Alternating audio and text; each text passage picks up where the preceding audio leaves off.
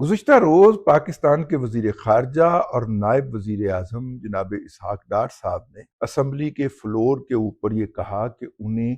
افغانستان کے وزیر خارجہ ملا متقی کی کم از کم 6 دفعہ کال آئی، اور اس کال کے اندر ایک ون پوائنٹ ایجنڈا تھا کہ دیکھیے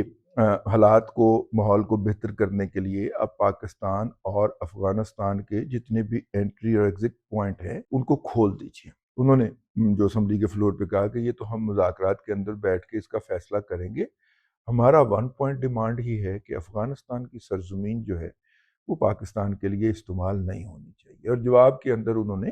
ایک آڈیو بھی بھیجی جو کہ افغانستان میں بیٹھا ہوا ٹی ٹی پی کا یعنی خارج کا ایک بندہ جو ہے وہ 25 کی ایک تشکیل کو حکم دے رہا ہے کہ کس طرح انہوں نے پاکستان کے اندر گھسنا ہے